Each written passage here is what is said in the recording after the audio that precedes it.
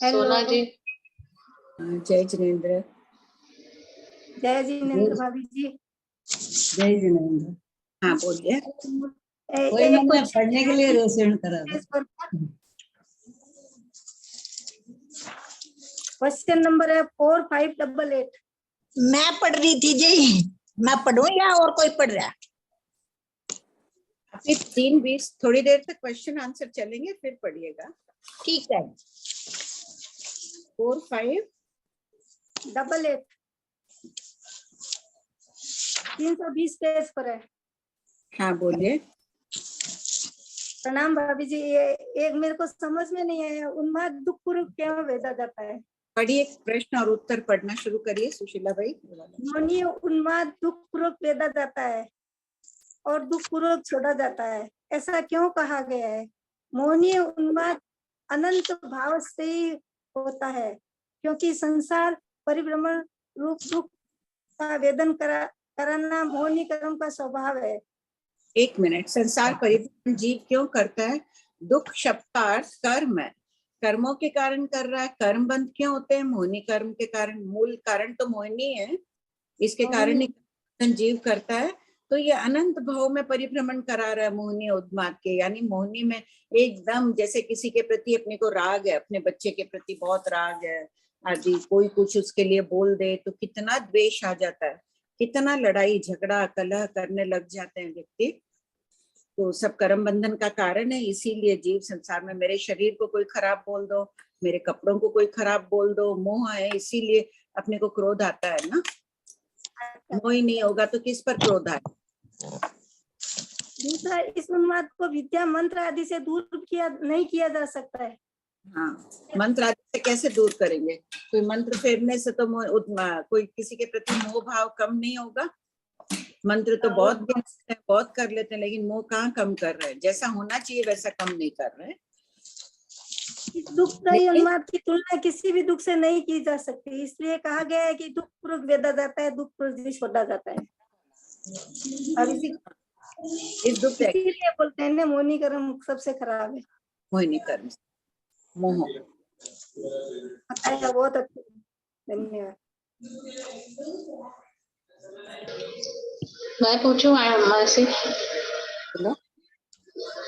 Question number 5685। Page number बोलो। 526।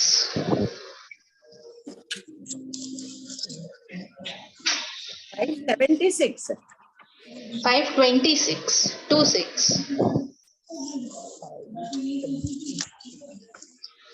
Question number 5685।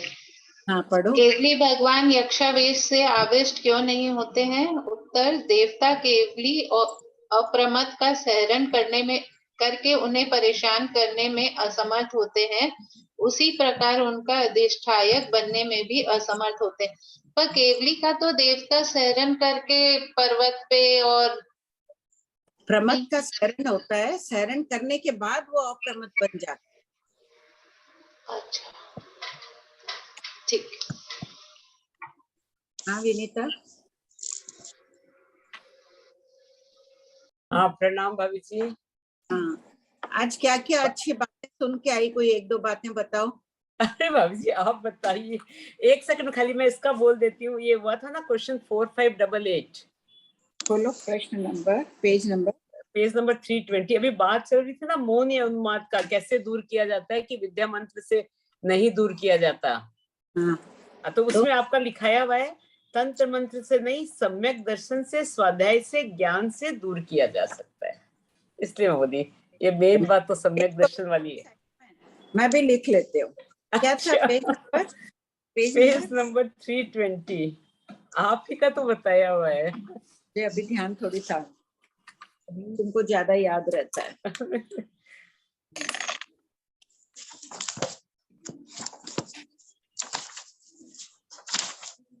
बोलो, लिख रहे हैं हम लोग। हाँ, तंत्र मंत्र 45 में ऐड कर लो सब कोई। ये लिखा हुआ है ना, इस उन्माद को विद्या मंत्र आदि से दूर नहीं किया जा सकता है, पर स्वाध्याय, ध्यान, सम्यक दर्शन से, ज्ञान से दूर किया जा सकता है। अभी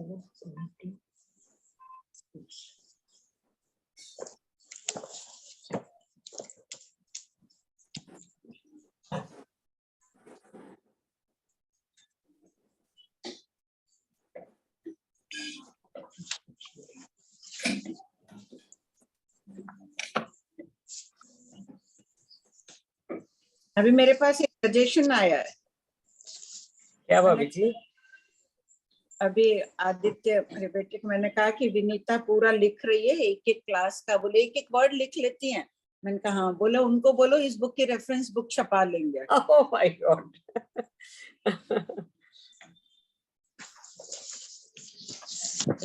की गाइड बुक हो जाएगी। पर भाभी जी लिखने से फर्क तो पड़ता है, लिखने से वापस सुनते हैं, वापस बहुत फर्क पड़ता है। हो गया भाभी जी आपका? हाँ मेरा हो गया। बोल आंटी जी, जय जिनेन्द्र। जय जिनेन्द्र। ये इसका क्वेश्चन है, ये आपसे कुछ पूछ रही है। हेलो, जय हाँ। जिनेन्द्र आंटी। मारसा ने बताया था कि 14 रज्जु का लोक है, तो मुझे जानना है कि एक रज्जु हमने कैसे समझना? क्या चीज? एक रज्जु कैसे समझना? हाँ, उस महाराज साहब ने उसको बताया था।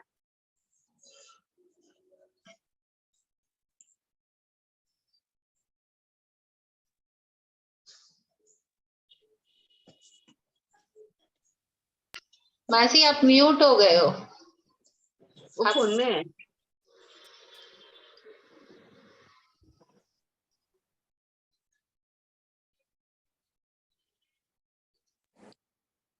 हाँ बोलिए, वापस बोलिए ना प्रश्न। मारसा ने बताया था कि 14 रज्जु का लोक है, तो एक रज्जु कैसे समझना? एक रज्जु असंख्य कोड़ा कोड़ी योजन का होता है। स्वयंभू रमण समुद्र है तिर्यक लोक के अंत में, उसके पूर्वी किनारे से पश्चिमी किनारे तक का जो नाप होता है वो एक रज्जु है। ऐसे शास्त्र में असंख्य कोड़ा कोड़ी योजन का एक रज्जु मिल रहा है। रज्जु शब्द शास्त्र में नहीं है, ग्रंथों में मिल रहा है। उनको महाराज साहब ने एक चीज कुछ वो लोहे का वो लेके वो क्या कहते हैं देव जाते हैं और फेंकते, वो वाला एग्जाम्पल चाहिए था। कहते थे कि कोई देव था 3 करोड़ 81 लाख से 1000 गुना। अब आजकल नहीं मान रहे हैं इसलिए वो संख्या अब ध्यान भी नहीं है कि ऊपर से नीचे फेंके उस लोहे के गोले को। वो गोला 6 महीना 6 दिन 6 घड़ी 6 पल में जितने आकाश प्रदेशों को स्पर्श करे उसे रज्जु कहते हैं। वो नहीं मान रहे। गणित के हिसाब से ये ठीक नहीं है, कम बता रही है ये संख्या, इससे बड़ा होता है रज्जु, इसलिए आचार्य श्री इस संख्या को नहीं स्वीकार करते हैं। ओके ओके ठीक है दीदी। वो कल ही क्वेश्चन करने वाली थी आपसे, फिर हाँ। हो गया था, तो बोले मुझे आज एक क्वेश्चन करना और आप उनके आशीर्वाद लेना है, तो मैं भी ऐसे ही पढ़ूंगी बोले, तो बोले लेंगे भाई। बहुत अच्छी बात है, खूब पढ़ो, खूब जीवन को उन्नत बनाओ, विनय गुण को अपना जीवन का लक्ष्य बना लो। इतनी छोटी हो ना अभी उम्र में जी, तो उसको वो बोले कि एक गुण रहेगा ना तो गुणों का लश्कर आ जाएगा तुम्हारे पास। ठीक है। हाँ। जय जिनेन्द्र। पल्योपम किसे कहते हैं? पल से जिस काल को उपमित किया जाए उसे पल्योपम कहते हैं। पल्य का सामान्य अर्थ धान्य को भरने के लिए बना कोठा है जो बेलनाकार होता है। एक योजन की लंबाई चौड़ाई गहराई के माप के वाले पल्य है। तो ये क्या मेजरमेंट या पल्य मतलब क्या? एक सिलेंडर जैसे है ना, अपन लोग धान की पहले के घरों में, अब आजकल तो थोड़ा थोड़ा धान रखते हैं, पहले साल भर का रखते थे तो बड़ी बड़ी कोठियां नहीं होती थे। हाँ, तो देश में धान रखने की जो कोठियां होती थी उसको पल्ले कहते थे।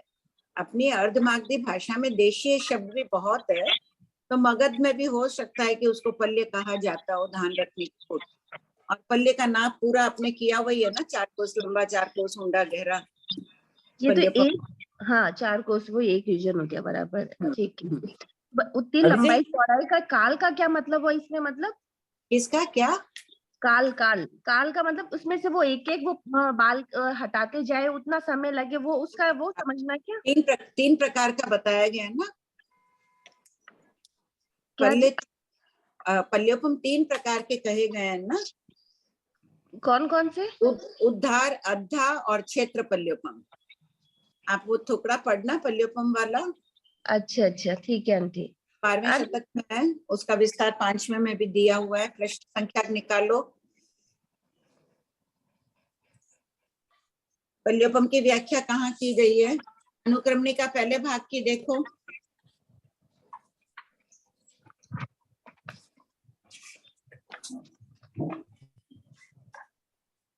क्या हुआ? अन्नपूर्णा नहीं है क्या आज?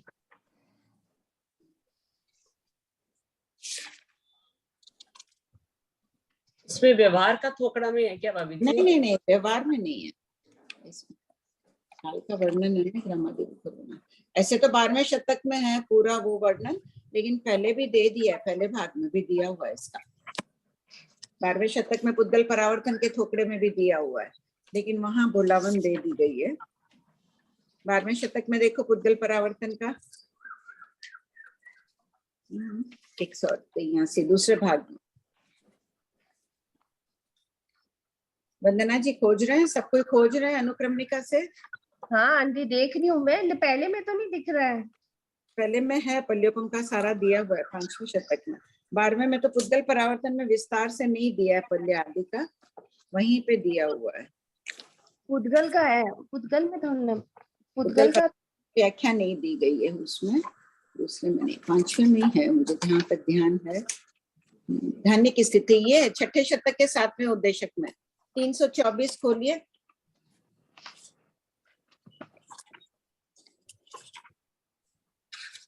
यहाँ दिया है ना पूरा, देखो उपमेय काल का जो वर्णन है 327 में। हाँ पूरा दिया हुआ है, तो पूरा वर्णन यहाँ पे दिया हुआ है। ये है ना 1794 उपमेय काल का वर्णन क्यों किया गया है?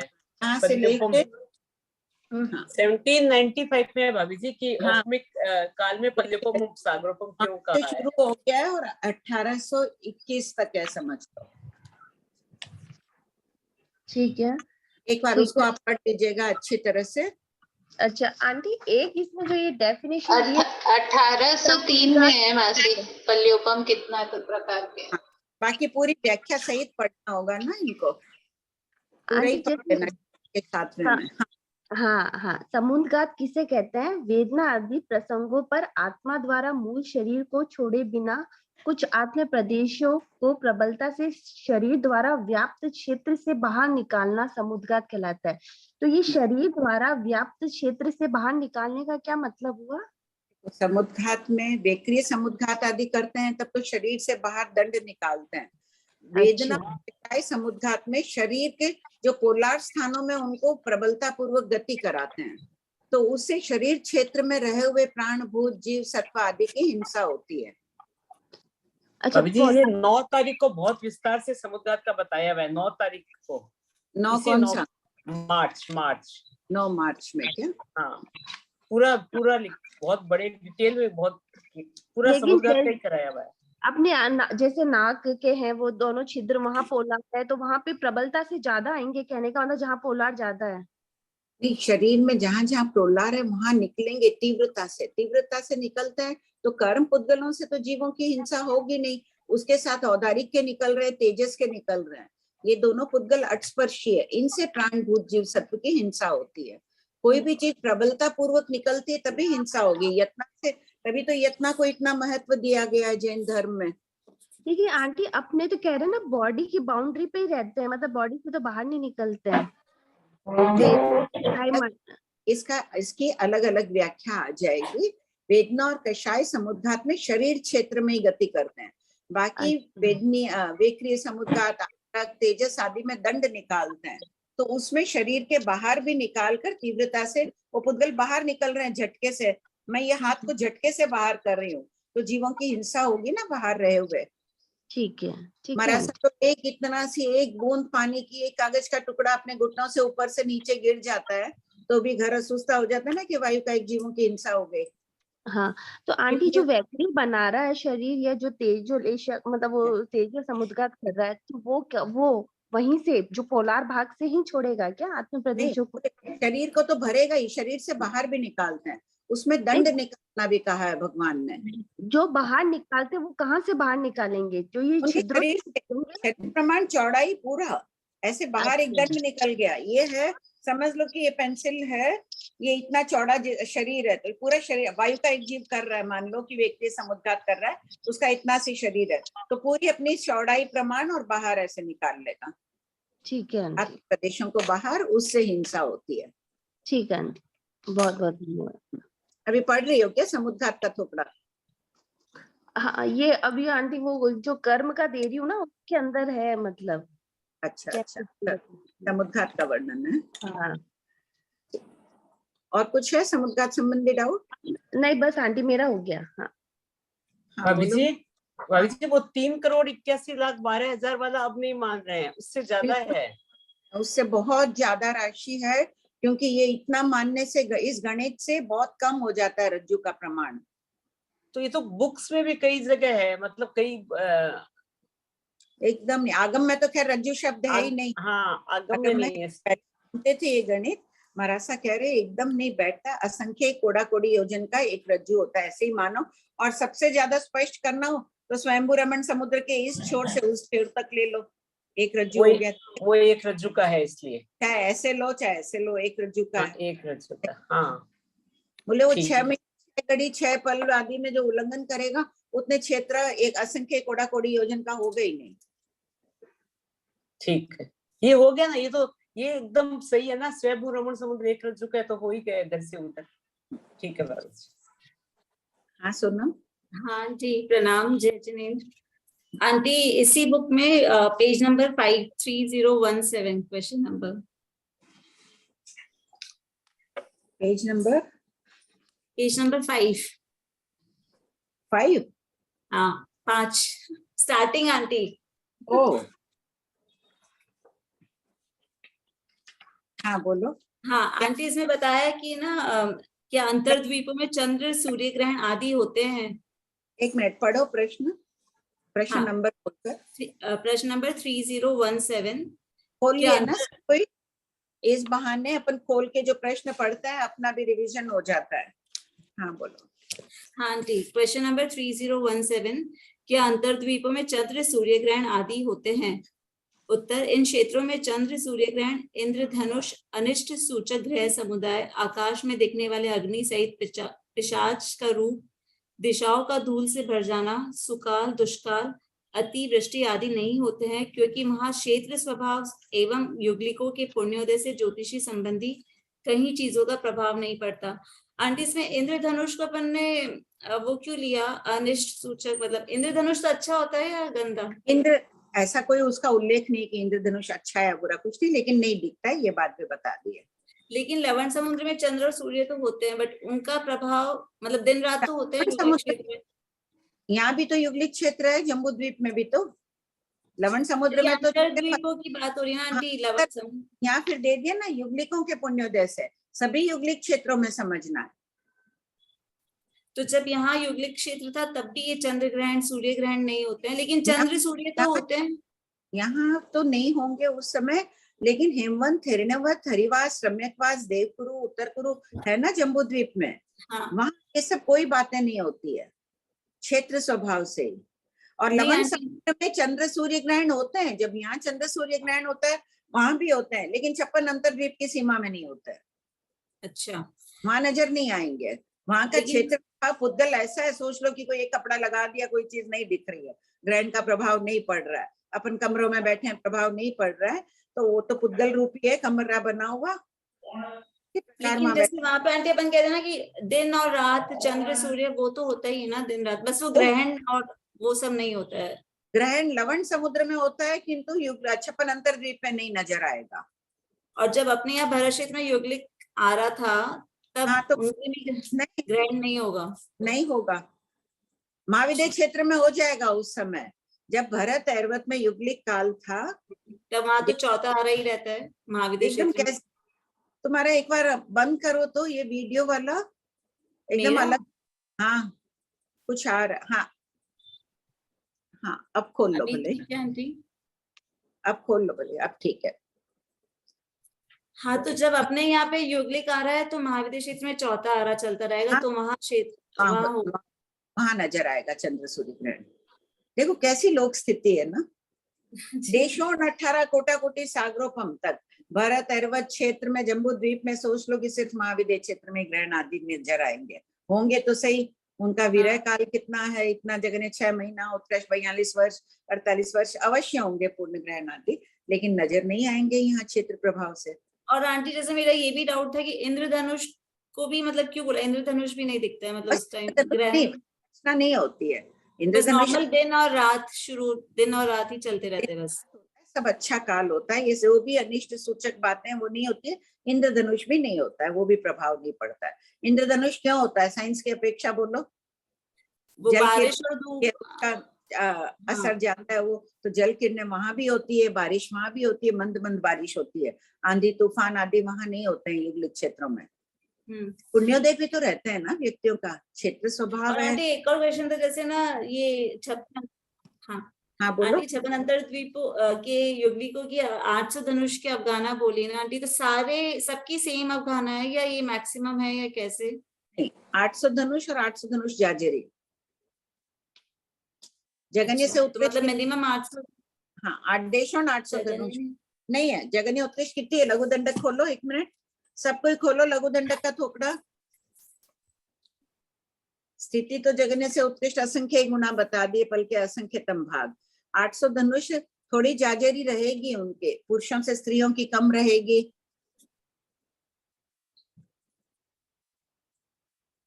आठ 800 धनुष ही आंटी, पूरी 800 धनुष दिए, लेकिन स्त्रियों की कम रहेगी कुछ तो।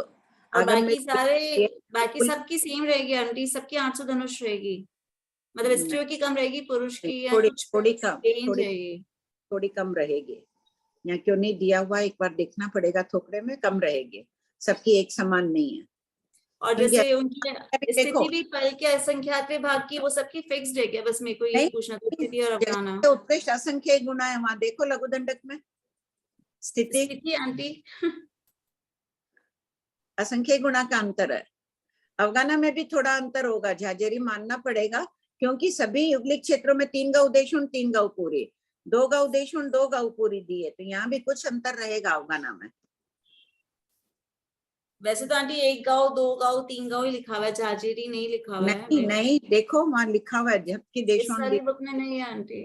नहीं, अब तत्व का ताला में देखो चेंज होके आया होगा। ये नई किताब है क्या? पता नहीं आंटी, ये हाँ लघु दंडक की है, प्लेन पतली सी। कहाँ की पब्लिश हुई हुई है देखो, और कब की है, कौन से साल की पब्लिश हुई हुई है? ये तो 2016 की है आंटी, पुरानी है। हाँ तो बहुत पुरानी है, संशोधन हो गया। हाँ। और आंटी युगलिक क्षेत्र में सिर्फ मानसी लघु दंडक में भी 1 गौ 2 गौ 3 गौ और 800 धनुष यही दिया। नहीं, जगन्य से उत्कृष्ट देशों आएगा शब्द। तुम गम्मक कर चुकी हो ना, तीसरे भाग में गम्मक के थोकड़े में ये सारा विषय खोला हुआ है, अवगाना का विषय। सोनम देख लेना। हाँ आंटी। और आंटी एक मैं पूछी थी कि युगलिक क्षेत्र में एकेंद्रीय होते हैं, बेंद्रीय तेंद्रीय चौरेंद्रीय नहीं होते, और सिर्फ पंचेंद्रीय और एकेंद्रीय होते हैं, मतलब युगलिक क्षेत्र नहीं होते हैं युगलिक क्षेत्र, एकेंद्रीय नहीं होते, एकेंद्रीय और पंचेंद्रीय होते हैं, और असंगी पंचेंद्रीय भी नहीं होते हैं। असंगी पंचेंद्रीय भी नहीं होते हैं। हाँ जी आंटी, हाँ थैंक यू। वैसे टाइम हो गया, रीडिंग करें या अभी क्वेश्चंस बाकी है? नाम लिख लो एक बार। उषा जी जैन पढ़ रहे हैं मासी आज।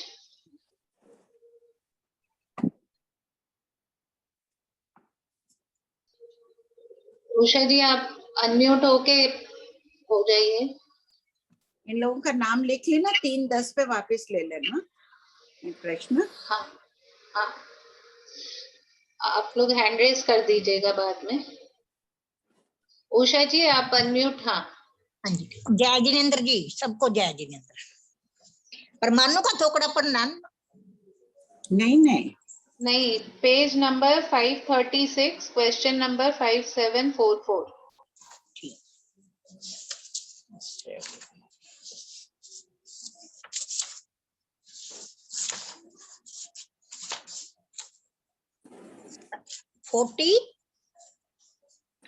क्वेश्चन बताना एक बार।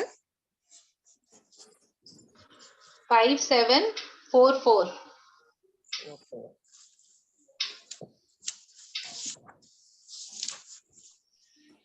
जी 5744। सबको जय जिनेंद्र जी। प्रश्न 5744। कौन से देव अनंत शुभ कर्माशों को 100 यावत या 500 वर्षों में क्षय करते हैं? उत्तर नंबर 1 वानमेत्तर देव 100 वर्षों में। नंबर 2 नव निकाय के देव 200 वर्षों में। नंबर 3 अशोक कुमार देव 300 वर्षों में। नंबर 4 ग्रह नक्षत्र तारा देव 400 वर्षों में। और नंबर 5 चंद्र सूर्य देव 500 वर्षों में अनंत कर्माशों को क्षय करते हैं। प्रश्न 5745। कौन से देव अनंत शुभ कर्माशों को 1000 यावत 5000 वर्षों में क्षय करते हैं? उत्तर नंबर 1 100 धर्म ईशान 1 माइनस पहले दूसरे देवलोक के देव 1000 वर्षों में। नंबर 2 सनत कुमार और महेंद्र तीसरे और चौथे देवलोक के देव 2000 वर्षों में। नंबर 3 ब्रह्मलोक और लांतक 5वें छठे देवलोक के देव 3000 वर्षों में। नंबर 4 महाशुक्र सहसाकार सहसार 7वें 8वें देवलोक के देव 4000 वर्षों में।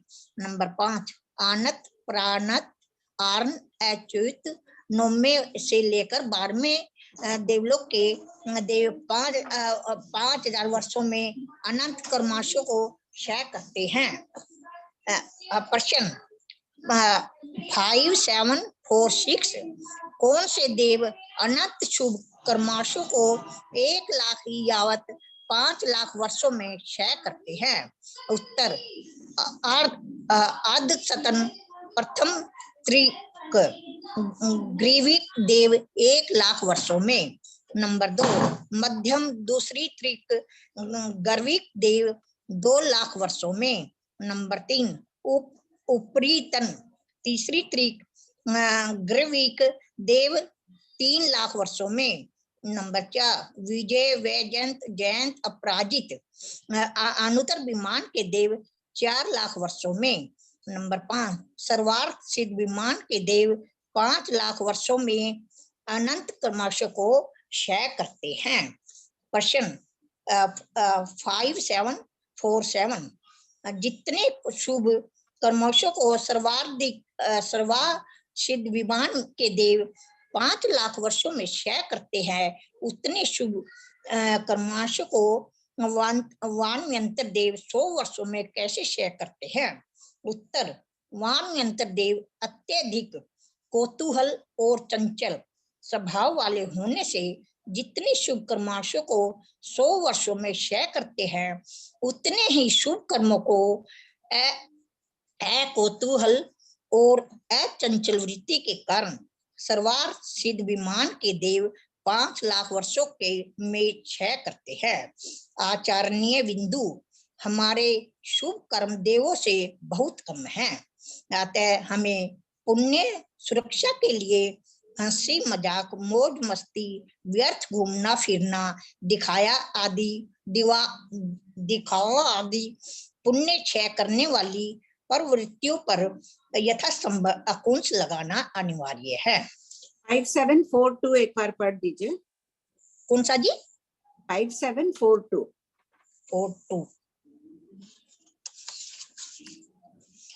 41 और 42 दोनों पढ़ दीजिए। 41 भी पढ़ दीजिए।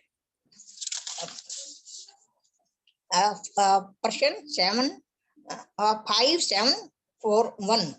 अनंत कर्मों और कर्माशों को क्षय करने के कालमान का हेतु क्या है? उत्तर नंबर 1 जिस प्रकार अल्प चिकनाई वाला हार शीघ्र पचता है और अधिक चिकनाई वाला हार दीर्घ काल में पचता है, उसी प्रकार मंद रस वाले कर्म शीघ्र भोगे जाते हैं और तीव्र रस वाले कर्म शीघ्र नहीं भोगे जाते हैं। नंबर 2 सभी देवों के शुभ कर्म पुद्गलों में अनुभाग रस एक जैसा नहीं होता है। शुभ, शुभतर और शुभतम होता है। जैसे व्यंतर देवों के शुभ कर्म पुद्गल अलग अनुभाग वाले होते हैं। नंबर 3, उनकी अपेक्षा भानुपतियों के कर्म पुद्गल उत्तरोत्तर अधिक शुभ अनुभाग वाले होते हैं। यावत सर्वार्थ सिद्ध विमान के देवों के पुण्य कर्मों में तीव्रतम अनुभाग होता है। प्रश्न 5742 प्राणांतर अन्य प्रकार से अनंत कर्माशयों को क्षय करने का आशय क्या है? उत्तर नंबर 1, जितने कर्माशयों को लंबे काल तक भोगता उतने कर्माशयों को 100 आदि वर्षों में क्षय कर देता है। नंबर 2, जैसे नल को खोल दो तो टंकी का पानी शीघ्र समाप्त हो जाता है और बूंद बूंद निकालो तो टंकी का पानी देर से समाप्त होता है। उसी प्रकार पुण्योदय के काल में हंसी, कौतूहल, क्रीडाएं, खेल कूद, लोभ आदि से पुण्य कर्मों के अनुभाग, शक्ति, गुण व स्थिति का घात करके उन कर्मों का शीघ्र क्षय कर देते हैं। इसी से संबंधित प्रश्न हो तो ले लो। हाँ भाभी जी, इसी से है कि ना, बाकी का आंसर तो वो पहले वाले क्वेश्चन आप रीडिंग करवाए हो गया। इसका है कि ना, सर्वात से विमान के देव 5 लाख वर्षों में क्षय करते हैं। यहाँ ये क्वेश्चन उठा कि ये तो धीर गंभीर इतने वो संभावी होते हैं, फिर क्यों? संगी है ना, मन में खेलकूद क्रीड़ा आदि नहीं कर रहे हैं, कोई भी नहीं कर रहा है, उत्तर विवेक नहीं कर रहे हैं, नव विवेकवासी भी मानसिक विचार तो भी मानसिक विचार अपने तो दिन भर आते हैं, वैसे थोड़ी इनके वैसे होता है। ये तो बहुत छद्मस्त है, कितने शांत प्रवृत्ति वाले हो, छद्मस्त है, संस्कार है, पूर्व के कोई भी भाव आ सकते हैं। तो फिर इसका मतलब अपने तो छोटी छोटी बात में ऐसे मिनट में वापस लेट गो करते हैं, पर हर ऐसे कितने आते हैं। हाँ, उनके कम आते होंगे, आके फिर भी क्षय तो करते ही है, छद्मस्त है। नहीं, अपना बोल रही हूँ, अपने फिर कितने क्षय हो रहे हैं। तभी तो सावधान रहना है, अपने पास तो देवों जितने पुण्यवानी भी नहीं है। अब बांध रहे, ठीक है, अभी यहाँ जितने भी सब पढ़ रहे हो जरूर पुण्यवानी बांध रहे हो, बहुत ज्यादा बांध रहे होंगे, लेकिन पूर्व पुण्य, पूर्व पाप का उदय भी तो आ सकता है अभी। तो स्वाध्याय के बल पर उसको भी तो झेलना चाहिए, उसको झेलेंगे तो नए शुभ कर्म नहीं बांधेंगे। ठीक है, आगे करूंगी। नहीं, अभी क्वेश्चंस ले रहे। प्रणाम सर, जय जिनेंद्र। हाँ बोलो, प्रश्न बोलिए। ये 5744 कौन से देव अनंत शुभ कर्मांशों को 100 या 500 वर्षों में क्षय करते हैं? वाणवेंतर देव 100 वर्षों में, नव निकाय के देव 200 वर्षों में। लेकिन ये नव निकाय तो आगे और असुर कुमार नीचे है, वाणवेंतर ऊपर है, तो इनकी पुनवानी में ऐसे नीचे से ऊपर में फर्क है या इनकी खुद की पुनवानी का फर्क है? नहीं, स्थिति में फर्क है ना। वाणवेंतर की उत्कृष्ट स्थिति 1 फल, नव निकाय की उत्कृष्ट स्थिति कितनी है? देशों 2 फल। हाँ, देशों 2 पल्योपम। असुर कुमार की उनसे और कम हो गई, 1.5 पल्योपम और असुर कुमार के सागरोपम, 1 सागरोपम। अच्छा, 1 सागरोपम। और है ना, तत्व का ताला, लघु दंडक का थोपड़ा लेकर बैठा करो तो इससे अच्छा है, ये भी ध्यान आ जाएगा स्थिति का भी। और वो जो अवगान जब भी बैठे ना क्लास में तो लघु दंडक का थोपड़ा लेके बैठना, सबको, जिसके पास भी है, नहीं है तो व्यवस्था कर लो। हाँ, लघु दंडक का हाथ में है। और लघु दंडक की जो अभी बात हुई थी ना अवगाना की, तो ये नए वाली जो बुक आई है ना, 20 थोकड़ों का कार्निवल, उसमें भी 1 योजन और ऐसे ही 800 धनुष झाजेरी नहीं है। वहां भी देशों 3 गौ नहीं लिखा है? नहीं, यानी एकदम है मूल पाठ में। मैं फिर मूल पाठ देखकर बता दूंगी। ये नया वाला ये अभी पढ़ा था और ये मेरे हाथ में, ये नई वाली बुक लघु दंडक की, इसके अंदर बराबर वही दे रखा है। नहीं, ये संशोधन होगा, कोई हो गया होगा, मैं आप लोग को मूल पाठ से बता दूंगी फिर। क्योंकि देशों कहीं भी नहीं है। और कभी कभी लिखते वक्त रहता है शब्द, कोई प्रिंटिंग में भी छूट जाता है, लेकिन देशों पुरानी में भी यही है, शुरू से पढ़ा तब से यही पढ़ा। नहीं श्रेया जी, लिखिस्ता है ना, तो वो ध्यान नहीं जाता है, पुराना प्रिंटिंग में दे देते हैं, वैसे का वैसे चली जाती है, कुछ एक शब्द दिख जाते हैं, वहां फेर बदल हो जाता है, गलती रह जाती है प्रिंटिंग में भी। कितनी भी प्रूफ रीडिंग करो, हर बार पढ़ते जाओ, उतनी बार कुछ ना कुछ, अपन भी पढ़ता है ना, कितने जनों ने ये रीडिंग की है, फिर भी गलतियां मिलती ही जाती है। अब प्रज्ञा देखें उसमें कितनी निकलती है। ये जितनी स्थिति के अकॉर्डिंग अपना पुण्य खपाने की ताकत रहेगी। हाँ, तो नहीं, इसका मतलब नहीं, स्थिति कम है तो जल्दी पुण्य खपा रहे हैं, स्थिति जैसे अधिक होती जाएगी, कालमान बढ़ता गया, पुण्य को सुरक्षित उपाय हैं उनके पास, अपने पास श्रेया जी, पुण्य को सुरक्षित रखने के धर्म, ध्यान, संवर, साधना, मौन, धर्म आदि है ना, इनके द्वारा सुरक्षित रखना है। निर्जरा उद्देश्य अपना मोक्ष मार्ग पर ही गतिशील होना है, उसके द्वारा अपने आप सुरक्षा हो जाती है। तो क्या मनुष्य में भी ऐसा हो सकता है कि जिनकी आयु कम है उनका पुण्य ज्यादा खत्म होता है, जिनकी लंबी आयु है? नहीं, मनुष्य का इससे संबंध नहीं है, देवों में इससे संबंधित है, देवों की पुण्यवानी स्थिति के अनुसार है। अच्छा, मनुष्य में ऐसा कोई रूल नहीं आएगा? देवों की सभी चीज स्थिति के अनुसार है, उनका जो अवधि का विषय आएगा, सभी में देखिए, अवधि पद में वाणव्यंतरों का कम रहेगा, ज्योतिष का अधिक, ऐसे से आएगा। और वहां भी देखो, उसमें भी अपन असंयत भव्य द्रव्य देव का थोकड़ा खोलो पहले भाग में, जगन्य भवनपति उत्कृष्ट वाणव्यंतर दे रहे हैं, तो वहां आर्यत्व के हिसाब से ज्योतिष देवों का स्वभाव अच्छा होता है, स्थिति कम है उनकी, ज्योतिष देवों के एक पल 1,00,000 वर्ष है, ये सागरोपम की स्थिति वाले हैं, तो भी भगवान ने वहां क्या जवाब दिया है, आर्यत्व की अपेक्षा स्वभाव अच्छा है, तो पुण्यवानी भी देखो, असुर कुमारों के बाद में भगवान महावीर की वाणी क्यों इतना ओह भाव लाओ, खोलो सब कोई असंयत भव्य द्रव्य देव का टुकड़ा, पहले शतक में है, पहले बुक में मिला, पेज नंबर 283, 32 पेज नंबर है ना। अच्छा, क्वेश्चन है, क्वेश्चन नंबर 283 से है। हाँ, यहाँ पे देखिए, बस भव्य द्रव्य देव का थोपड़ा, सॉरी गलती, ये पेज 46 में है, 46 पर यहाँ देखिए, जहां से भी शुरू करेंगे, प्रश्न 287 देखिए श्रेया जी। बनते विराधक साधु जी मरकर कहाँ उत्पन्न होते हैं? गौतम, जगन्य भवनपति में उत्कृष्ट पहले देवलोक में उत्पन्न होते हैं। 289 पढ़िए। बनते अविराधक श्रावक मरकर कहाँ उत्पन्न होते हैं? उत्तर, गौतम, जगन्य पहले देवलोक में, उत्कृष्ट 12वें देवलोक में उत्पन्न होते हैं। इसमें चेड़ा राजा का उदाहरण बताया था। ये 290 देखिए।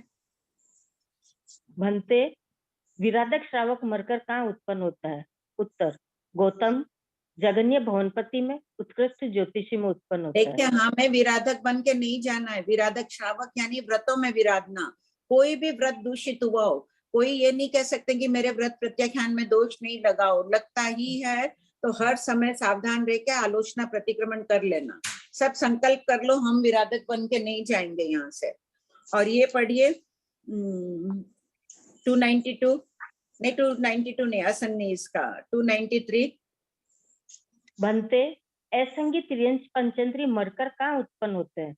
उत्तर, गौतम, जगन्य भवनपति में, उत्कृष्ट वाणव्यंतर में उत्पन्न होते हैं। देखो, यहाँ भवनपति स्थिति अधिक है ना, फिर भी वाणव्यंतर कहा है, यहाँ स्वभाव की अपेक्षा का है, उनके आर्यत्व की अपेक्षा, उनका जीवन, उनका स्वभाव श्रेष्ठ होता है, वाणव्यंतरों का भवनपति से भी श्रेष्ठ होता है।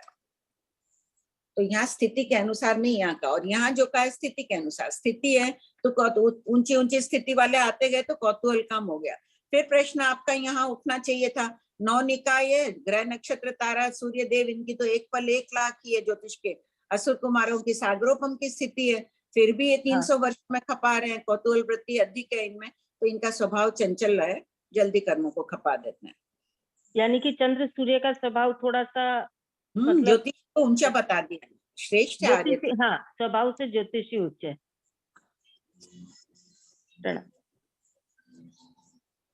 हाँ बोलिए लता जी।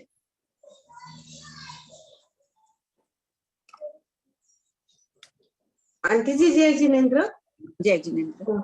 आंटी जी मेरे को माफ करना, पर मुझे ना ये थोकड़े का अर्थ ही समझ में नहीं आया है एक्चुअल में, तो थोड़ा सारांश में समझाइए ना। ये इतने में इतना खप रहा है, इसका मुझे कुछ ही समझ में नहीं आया। मेरे को बहुत अफसोस भी हो रहा है, मगर क्या करूं, पूछ लूं। इसमें है कि देवों के पास पुण्य कर्म होते हैं, सबके पुण्य कर्म एक समान नहीं होते हैं ना, किसी के पुण्य कर्म अधिक, किसी के कम। तो जो देवगति नाम कर्म एक ही, उनमें अनुभाव पर निर्भर करता है कि रसबंध कैसा किए हैं वो। अनुभाव इनका सबसे अधिक होता है अनुत्तर विमानवासी देवों का, और सबसे कम होता है वाणव्यंतर देवों के। तो ये हंसी, कौतूहल, लोभ, कषाय आदि जो करके अच्छे खेल कूद क्रीड़ा आदि से भी कर्म तो नष्ट होते ही हैं, पुण्य प्रकृति पुण्य कर्म दलित कम हो जाते हैं उससे। तो वाणव्यंतर देव जो अनंत शुभ कर्म रहते हैं उनको 100 वर्षों में खपा सकते हैं। वो ही कर्म सर्वार्थ सिद्ध विमान वाले देव उतनी ही बड़ी कर्म लता को 5 लाख वर्षों में खपाएंगे। डिफरेंस देखो कितना बड़ा है, कहाँ 100 वर्ष, कहाँ 5 लाख वर्ष। हाँ बराबर है। वैसे असुर कुमार 300 वर्षों में और ग्रह नक्षत्र 400 वर्षों में, मतलब इनकी स्थिति कम रहती है इसलिए कि इनके रस कम रहते हैं, इसलिए उत्तरोत्तर रस अधिक बांधा हुआ है और इनका स्वभाव भी थोड़ा उच्च उच्च होता जाता है। हंसी वाणव्यंतर देवों के लिए कहते ही है ना, ये कौतूहल प्रिय होते हैं। हाँ। तो कुतूहलता आदि से कर्म पुण्यवानी तो कम होती है उससे। तो अपन इसको ये समझे क्या कि ये देव जो यहाँ से पुण्य लेके गए हैं और उसको वहां पे कैसा खर्च कर रहे हैं, ये उसका टुकड़ा ही समझे क्या? वो बता रहे हैं। अच्छा अच्छा। और एक भी आराधक थे। शास्त्रकार हमें भी सावधान कर रहे हैं कि अपनी पुण्यवानी को सुरक्षित रखो। हाँ आंटी जी आप बताते हो ना तो मैं पढ़ना भूल जाती हूँ और मैं मेरी सोच में डूब जाती, इसलिए आधा समझ में नहीं आ पाता मेरा कई बार। और दूसरी चीज मतलब आराधक जो होते हैं वो देवगति ऊंचे में मतलब 12वें देवलोक, और जो विराधक होते हैं वो नीचे चले जाते हैं। ऐसा साधु मरकर अभी बताया आपने कि पहले देवलोक में गए, और जो भी आराधक थे वो 12वें देवलोक तक चले गए। तो उसका कारण सिर्फ आराधक और विराधक क्या? विराधक यानी जो अपने व्रतों में श्रावक, विराधक श्रावक व्रतों में दोष लगा रहा है। अच्छा अच्छा ओके, आया थोड़ा समझ में, फिर मैं पढ़ लूंगी क्योंकि मुझे समझ ही नहीं आ रहा था कि ये ठोकड़ा है क्या।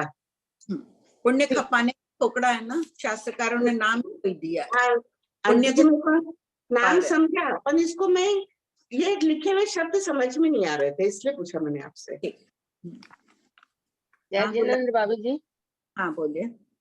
ये जो आया है ना 5742 में, भाई वो हंसी भी करते हैं, कुतूहल भी करते हैं, क्रीड़ाएं भी करते हैं, खेल कूद लोभ भी करते हैं, तो फिर उनके कर्म जल्दी शीघ्र कैसे क्षय होते हैं? तो इन सबसे पुण्यवानी खत्म हो रही है। एक तो महारासा गंभीरता आदि गुणों से युक्त होते हैं, धर्म ध्यान में लीन रहते हैं, तो उनके जो पुण्य कर्म संचित होते हैं वो शीघ्र, जो पूर्व के बंधे हुए पुण्य कर्म होते हैं वो भी उनके जल्दी होते नहीं है। जबकि अपन हंसी मजाक खेल कूद क्रीड़ा लोभ आदि बहुत अधिक करते हैं, क्रोध मान माया लोभ, इन सब से अपनी पुण्यवानी खत्म तो होती है। नहीं पुण्य तो खत्म होता है, पाप तो बढ़ता है ना। हाँ अभी यहाँ पुण्य खत्म होने का ही विषय है ना। अच्छा पुण्य खत्म होने का, ठीक है बाबू जी धन्यवाद। तो अगर पुण्य अगर खत्म हो गया तो बचे हुए टाइम में उनकी स्थिति तो इतनी बड़ी है, तो फिर तब क्या करते वो? उतनी स्थिति तो बहुत लंबी बांध के जाते हैं, रहेंगे वहां 33 सागर रहेंगे, वाणव्यंतर देव सिर्फ एक पल्योपम तक रहेंगे। अगर ज्यादा वो सुरक्षित रखते तो मनुष्य गति में वो पुण्यवानी चलती लंबी। अच्छा वो पुण्यवानी लेके आएंगे फिर। हाँ ठीक है। कर्म लताएं लंबी होती है ना, वो शीघ्र उनको अपवर्तना आदि से खपा देते हैं वहां पर। हाँ प्रणाम आंटी। हाँ बोलो प्रतिभा। आंटी है ना, आप जब हमको पढ़ाए थे जी पर्याय का थोपड़ा, तब आप बताए थे जीवा जीवा भी घम की तृतीय प्रतिपत्ति से निकलता है कि चप्पन अंतरदीप हो चाहे हरिवर्ष हेमवर्ष देवकुरु, सभी युगलिकों में एक जोड़े से दूसरे जोड़े के अंदर पल के असंख्यात भाग का अंतर होता है। हाँ, बिल्कुल। हाँ, और फिर आप जब ढूंढे थे ना तो संभावना शायद अवगाना के विषय में नहीं मिला था, लेकिन आचार्य भगवान से जब समाधान लिया था ना शकुंतला जी ने, तब यही बोले थे कि अगर स्थिति के अंदर अंतर पल का असंख्यतम भाग असंख्य गुणा का है तो अवगाना में भी उसी अपेक्षा से अंतर रहेगा, इसलिए यहाँ पर देशों भी आएगी। वो अभी आया नहीं है बुक्स में, पर आएगा आंटी ये। आ जाना चाहिए था अभी वाली। हाँ, ये आचार्य भगवान से पूछवाया हुआ है। भगवान फरमाए थे कि ये कम और बेसी होती है सब में, है ना आंटी? प्रणाम। हाँ, एकदम कम ज्यादा होती है। मासी, ये जो है कि वाणवंतर देवों के शुभ कर्म पुद्गल अल्प अनुभाग वाले होते हैं, तो ये क्या इनकी स्थिति के कारण? स्थिति, तभी तो वो अल्प स्थिति में गए हैं। वो ऊंचे गए हैं, सर्वार्थ सिद्ध में गए, अनुत्तर विमान आदि में गए, तो पुण्य कर्म अधिक है उनके पास में, अनुभव अधिक है। जैसा तो अनुत्तर विमान में वैसा वाणवंतर देवों को थोड़ी है। तो अनुत्तर मासी, श्रेष्ठ वर्ण गंध रस स्पर्श का उनको अनुभव होता है, वैसा अनुभव इनको तो नहीं। एक सुख बहुत है, बहुत संपदा होती है वाणवंतरों के पास भी, लेकिन उनके जैसी तो नहीं है। हाँ, लेकिन भवनपति और को तो हम लोग और नीचे मानते हैं ना वाणवंतर से। नीचा ऊपर नहीं बोलना चाहिए। नीचे मतलब नीचे लोक में है भवनपति जरूर, हाँ, तो लेकिन स्थिति अधिक है तो रिद्धि अधिक है इनके पास। अच्छा, कई जरूरी नहीं है, कोई उच्च गोत्र वाले हैं उनके पास रिद्धि कम हो सकती है, धन दौलत कम हो सकती है। कोई अन्य गोत्र वाले उनके पास अधिक हो सकती है ना रिद्धि। हाँ, ठीक। उषा जी रीडिंग कीजिए। जय जिनेन्द्र। अनगार शतक 18 उद्देश्य 8 पूर्वापर संबंधम सर्वार्थ सिद्ध आदि अनुत्तर विमानों में अनगार ही जाकर उत्पन्न होते हैं, अतः अनगार साधु की क्रियाओं का वर्णन किया जा रहा है। प्रश्न, अनुत्तर विमान कौन से साधु जाते हैं? बोलो कोई। अप्रमत साधु प्रमत अवस्था अनुत्तर विमान में नहीं जाते हैं जी। कभी कभी होता है कि ना कीड़ी की कतार की तरह थोड़ी देर तक संख्या ही जाएंगे एक समय में, क्योंकि मनुष्य गति से ही जाते हैं। मनुष्य संख्या ही है, सभी मनुष्य एक साथ काल करके अनुत्तर विमान में नहीं जाएंगे या बहुत बड़ी संख्या में भी नहीं जाएंगे, लेकिन कीड़ी की कतार की तरह एक कीड़ी जा रही है, दूसरी जा रही है, एक जा रहा है, दूसरा जा रहा है। तो कल्पना करो उन अप्रमत मुनिराजों की आत्मा पर कितनी ज्यादा शांति रहती होगी उस समय अप्रमत अवस्था में। हम जब अप्रमत होंगे तो हम कैसे रहेंगे? एक सेकंड के लिए सब कल्पना करो कि हम कैसे होंगे अप्रमत अवस्था में, हमारे परिणाम कैसे होंगे, हमारी आत्मा पर कैसा रस होगा उस समय।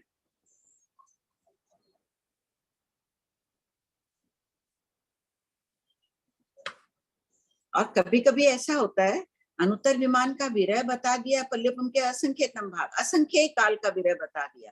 असंख्य काल तक कोई भी नहीं जाता है अनुत्तर विमान में। कभी कितने तब तक कितने तीर्थंकरों का शासन हो जाता है।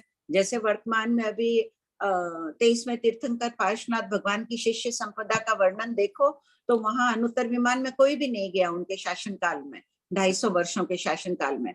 उसी प्रकार मावते क्षेत्र आदि में भी जब असंख्य काल का अनुत्तर विमान का विरह पड़ता है तो कोई नहीं जाता है। 9वें अंग शास्त्र का नाम क्या है ये तो बताना पड़ेगा सबको। 32 शास्त्रों के नाम याद है? जो यहाँ मंदिर वाले हैं उनको 45 आना चाहिए, क्योंकि वो लोग भाष्य टीका चूर्णी आदि को भी अंग शास्त्रों में गिन रहे हैं। सबको शास्त्रों के नाम याद है? 32 शास्त्रों के या 45 शास्त्रों के? जिसको याद नहीं है अपने आप लिख लो अपनी कॉपी में कि नहीं याद है। जिनको प्रतिक्रमण आता है उनको तो आता ही है, जिनको प्रतिक्रमण नहीं आता है वो प्रतिक्रमण अवश्य याद करें। है ऐसे कोई यहाँ जिनको प्रतिक्रमण नहीं आता है? है तो एकदम आत्म साक्षी से हैंड रेज कर दीजिए। नहीं आता है कोई बात नहीं, पुरुषार्थ कर लो उसको याद करने का। आवश्यक नाम क्यों दिया है भगवान महावीर ने प्रतिक्रमण को? आवश्यक प्रयास करो, नहीं होगा याद कोई बात नहीं, करते रहो प्रयास। तो 32 आगमों में 9वां 11 अंग शास्त्र है, उनमें 9वां अंग शास्त्र है अनुत्तरोपपातिक सूत्र। तो किसी के अपना जो अभी अनुत्तरोपपातिक सूत्र है उसमें 33 आत्माओं का वर्णन है जो अनुत्तर विमान में गए। सुधर्मा स्वामी द्वारा रचित है अभी के जो आगम है वो। क्योंकि वही आचार्य पद पर विराजित है। जितने गणधर होते हैं उनकी सबकी अपनी शिष्यों को वांछना देते हैं। तो हो सकता है किसी और ने 9वें अंग शास्त्र की अपनी मति में रचना की, तो कोई और साधु का वर्णन कर दिया, अपने धन्ना अणगार आदि का वर्णन है, तो उनका नहीं है, कोई भी नहीं गया पार्श्वनाथ भगवान के शासन में, तो वहां के गणधर होते हैं पहले के कोई या बाद में कोई होने वाले हो, उनके वर्णन से शास्त्र की रचना कर देते हैं। विषय क्लियर हुआ किसी को, या मैं ऐसे ही बोलती गई? इस प्रश्न में कोई डाउट है जो मैं अभी अनुत्तरमान की बात कर चला दी थी? ठीक, बोलिए, इस प्रश्न से संबंधित है तो ले लो अनीता। एक बार वापस समझा दीजिए सर। ठीक है, अनुत्तर विमान का विरह कितना है? उत्कृष्ट विरह, विरह द्वार किया हुआ असंख्य काल का। असंख्य काल, असंख्य काल तक कोई भी अनुत्तर विमान में नहीं जा रहा है। तब तक तो कितने ही तीर्थंकरों का, महाविद्य क्षेत्र में एक तीर्थंकर का शासन उत्कृष्ट कितना रहेगा? 1 लाख पूर्व का। उत्कृष्ट 8 लाख पूर्व 50 पूरा किए थे ना अपन, वो लिख के 1 2 3 4 8 तक लिख तो उत्कृष्ट लाख पूर्व का। असंख्य काल में तो कितने ही लाख पूर्व बीत जाते हैं, असंख्य पूर्व बीत जाते हैं, समझ लो। तो वो लोग 9वें अनुत्तर उपोपातिक सूत्र की रचना कैसे करते हैं? उनके शासन से तो कोई जा ही नहीं रहा है। और 11 अंग शास्त्रों की रचना तो हर तीर्थंकर के गणधर महाराज करेंगे। कहाँ से आता है फिर 9वां अंग शास्त्र? पार्श्वनाथ भगवान के शासन में कोई नहीं गया अनुत्तर विमान में, तो उनके गणधरों ने अनुत्तरवायु सूत्र की रचना कैसे की? तो पहले वालों का शासन लुप्त नहीं हुआ होगा तो वहां से लिया होगा। कहते हैं ना जिनके शासन में, उनकी बात कह देते हैं। जैसे देखो, उत्तराध्ययन सूत्र का 19वां अध्ययन क्या है? मृगापुत्र का। मृगापुत्र की घटना कब की है? भगवान महावीर स्वामी के समय की तो है नहीं, ऋषभदेव भगवान के शासन की है। मृगापुत्र ऋषभदेव भगवान के शासन में हुई। इसका प्रमाण ये है कि वो पूर्व उनको जाति स्मरण ज्ञान हुआ था कि पूर्व में मैंने 5 महाव्रतों का पालन किया, और फिर इस भाव में भी 5 महाव्रतों का पालन करेंगे। तो 5 महाव्रत किसके शासन में होते हैं? पहले और आखिरी तीर्थंकर के। तो पहले तीर्थंकर के शासन में होते, तो अंतिम के तीर्थंकर तक तो जाति स्मरण ज्ञान कोई होता नहीं इतना। ये प्रमाण कि वो ऋषभदेव भगवान के। तो भगवान महावीर ने भी जाते जाते ऋषभदेव भगवान के शासन की घटना का उल्लेख किया है ना। हाँ। उसी प्रकार 9वें अंग शास्त्र की रचना कर देते हैं। कोई नहीं भी जाता है तो वो कोई आगे पीछे के जो अनुत्तर विमान में गए उनसे पूर्ण। अभी 800 व्यक्ति गए भगवान महावीर के शासन में अनुत्तर विमान में। हाँ। उन 800 में से अनुत्तर विमान में सुधर्मा स्वामी ने कितनों को लिया? 33 को लिया है सिर्फ। सबकी थोड़ी घटना बता सकते हैं, सबका जीवन चरित्र थोड़ी उल्लेख उपलब्ध भी नहीं हो सकता। उस वक्त उन्होंने ज्यादा किया हो, अभी 33 का ही उल्लेख उपलब्ध है। धन्ना अणगार, काकंदी के धन्ना अणगार जिनकी भगवान ने प्रशंसा की। सैनिक राजा पूछता है ना, आपके 14,000 साधुओं में सबसे ऊंची साधना किसकी है?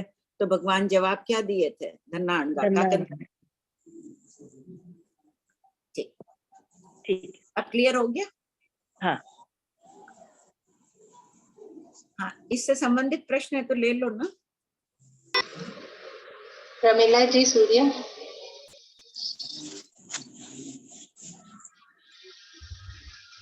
विमला जी। जय जिनेंद्र जी। जय जिनेंद्र। साधु का विरह तो 15 दिन का होता है विरह काल में, नवीन साधु का। साधु का विरह नहीं, मैंने तो अनुत्तर विमान का विरह पूछा। अच्छा, अंतर विमान का नहीं, पहले साधु को बताया था आंटी जी। तो अंतर विमान का तो असंख्य काल का, और साधु का कितना होगा? साधु का 15 दिन का। साधु कितना? जगनी एक सही समय 15 दिन का, सही है ना? हाँ हाँ, उत्कृष्ट 15 दिन का। हाँ ठीक है। तब कोई अनुभूति की है कि हम जब अप्रमत्त होंगे हमारे परिणाम कैसे होंगे? वैसे सुख, शांति, क्षमा, उदारता आदि परिणामों की अनुभूति की है अपनी आत्मा पर? कल्पना करो कि हम कैसे होंगे। ठीक बात है। पर बोलो, और कौन है? शकुंतला जी बोलिए। जी। शकुंतला जी। हेलो। हाँ बोलिए Vimla ji. Hello hello. Aunty, आवाज आ रही है आंटी जी? हाँ आ रही है। वो मैंने बताया था अनुत्र ववाई नवा अंग, और ये जो 5747 हाँ इसका बोलिए। उत्तर थोड़ा समझ में नहीं आता। ये चंचल स्वभाव, फिर 100 वर्षों में क्षय, उतने ही शुभ कर्मों का अकौतूहल, अचंचलवर्ती के कारण स्वारस्य विमान के देव 5 लाख वर्षों में खत्म करते हैं। हाँ। एक ऐसे कौतूहल क्या है, क्या कौतूहल स्वभाव उनका चंचल होता है, चंचलता आदि के कारण भगवान यहाँ बता रहे हैं कि पुण्य कर्म शीघ्र खत्म हो जाते हैं। यही कौतूहल से गंभीरता शीघ्र खत्म होता है? है। हाँ जल्दी खत्म हो जाते हैं पुण्य। जल्दी खत्म। पुण्य को सुरक्षित रखने की प्रेरणा मिल रही है इस पाठ से। तो पुण्य- मौज मस्ती ये नहीं करना, हाँ तो पुण्य खत्म कम होएगा ना। हाँ हाँ हाँ शकुंतला जी। हेलो, जय जिनेन्द्र आंटी जी। हाँ, मेरा प्रश्न ये है कि स्वार सिद्धि आदि अनुत्तर विमान में अनगार ही जाकर उत्पन्न होते हैं, तो ये साधु भी तो जा रहे हैं ना? वही अप्रमत साधु ही जाते हैं वहां पर, अणगार ही जाते हैं। अणगार में कौन से जा रहे हैं साधु? अप्रमत जाते हैं। 7वें से लेकर 11वें गुण स्थान वाले ही जाते हैं वहां पे, 6ठे गुण स्थान वाले साधु नहीं जाते। अणगार का मतलब साधु ही तो होता है। हाँ साधु तो होता है, पर छठे वाले नहीं जाते, ऐसा क्यों? हाँ, वो नहीं भी तो जाते। साधु है ना? है साधु, प्रमत है, नहीं तो जा रहे हैं। इतनी ऊंची पुण्यवानी नहीं ले बांध रहे हैं वो। या तो कर्म बंध से नहीं जा रहे या ऐसे पुण्य से नहीं जा रहे, ऐसा? अपन नवग्रवेक में क्यों नहीं जा सकते हैं? उतना पुण्य संचित नहीं कर पाते हैं ना श्रावक पुण्य में। साधु बनकर ही जा सकता है कोई भी नवग्रवेक में, जैन साधु बनकर ही। क्यों नहीं जा सकते अपन? क्योंकि उतनी पुण्यवानी एकत्रित नहीं कर पाते हैं। साधु निरंतर 6 काय के जीवों की रक्षा में संलग्न रहते हैं, तो निरंतर उनके पुण्य प्रकृतियां बनती ही रहती है। अपनी तो वो बात है नहीं, हिंसा में भी संलग्न रहते हैं, कषाय की मात्रा भी अपने में अधिक ये तो होती है। ये भी है। और अब भी ये देवों के लिए बताइए आपने, तो अपन तो मनुष्य हैं, देव तो है नहीं। अपन तो देवता से भी कौतूहल करते हैं, सच झूठ चोरी कुछ भी, सब कसाई अपने लगता ही है ना। हाँ। तो फिर अपने को कितने कर्मों क्षय करना पड़ेगा? ये तो अनंत हो गए ना। अनंत कर्मांश तो खैर 6 और एक कर्म पुद्गल अनंत है, वो बता रहे हैं। अपने भी ऐसे ही क्षय हो ही रहे हैं, पुण्य प्रकृतियां क्षय हो जाती है दुर्गुणों के कारण। जैसे जैसे सद्गुण बढ़ाते जाएंगे, गुणवान बढ़ते जाएंगे, पुण्य प्रकृतियां कम खत्म होगी। अच्छा, एक और प्रश्न पूछूं क्या? हाँ बोलिए। वो समुद्र घाट वाला आत्म प्रदेश का, हाँ तो वो क्या समुद्र का मरणांतिक है आत्म प्रदेशों का, तो ये लंबा चौड़ा शरीर मोटा आत्म प्रदेश का दंडक निकाला जाता है। तो फिर ये दंड कैसे निकाला जाता है और मोटा कैसे होता है? ये दंड है, उसकी मोटाई बता रहे हैं भगवान महावीर कि वो जो दंड निकल रहा है, अब ये दंड निकाल रही हूँ, मान लीजिए इतना चौड़ा ये मेरे शरीर प्रमाण निकल रहा है, इसकी मोटाई कितनी है? जितना मोटा मेरा शरीर है उतनी मोटाई वाला ये दंड है। और चौड़ाई तो फिर शरीर वो जितनी सभी एक साथ निकलते हैं कि एक साथ निकलते हैं? अच्छा, तो उसमें भी तो वायुवाई की हिंसा होती है ना? हाँ हाँ, उसमें सभी प्राण भूत जीव सत्व सभी की होती है। आगे प्रज्ञापना सूत्र पढ़ेंगे ना, उसमें 36वें पद में 4 थोपड़े दिए हैं शास्त्रकारों ने, बहुत विस्तार से वर्णन है। तो ये इसमें तो 1 योजन तक दंड निकाला गया है, तो इसका मतलब ये क्या? एक योजन नहीं, अंगुल के असंकेतम भाग तक भी, एकदम बगल में कोई उत्पन्न हो रहा है तो अंगुल के असंकेतम भाग, उत्कृष्ट 14 रज्जु का भी निकाल लेगा। नीचे के लोकांत से कोई कर रहा है, पृथ्वी का एक सूक्ष्म जीव कर रहा है, और ऊपर 14 रज्जु भी हो जाएगा दंड। अच्छा, ये बाजू में अंगुल से कोई निकाल रहा है ऐसा? अच्छा, अभी समझ में आया। मैं ये कोई योजन लिख रहा है, ये इतना लंबा चौड़ा किससे है? अभी समझ में आ गया। प्रणाम भाभी जी। हाँ बोलिए तारा जी। भाभी जी, 5 अणु उत्तर विमान में दुष्प्रणिधान क्या समझे? ये दुष्प्रणिधान साधु नहीं है ना, अवृत्ति के कारण उनमें दुष्प्रणिधान होगा।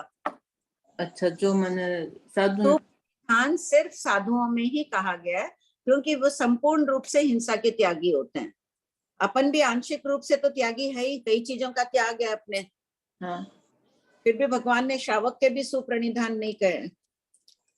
बाबू जी, अपने तो हिंसा होती रहती है, लेकिन जो अनुत्तर विमान में उनके क्या दुष्प्रणिधान होंगे? प्रणिधान पचकांड नहीं है ना उनके। अच्छा, अविरति के कारण दुष्प्रणिधानी है वो। ठीक है बाबू। अविरति को भी तो शस्त्र का है, कहाँ आया है ये शब्द? देखो 16वें शतक में निकालो, सबको ही निकालो 16वां शतक देखकर, कहाँ आया है सारा अविरति के क्रिया लगती है।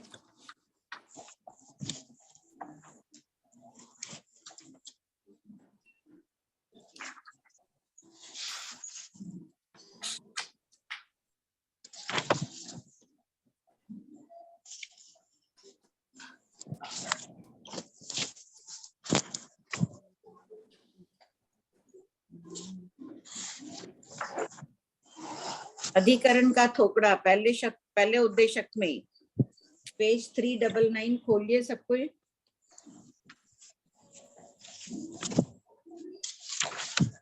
पूर्व भावों के शरीरों से क्रियाएं आदि लग रही है ना सारी,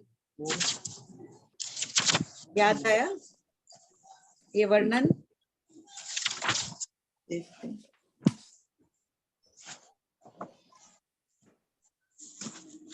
5005 प्रश्न नंबर खोल के पढ़िए तारा जी। हाँ, 1 मिनट का विच पढ़ रही हूँ।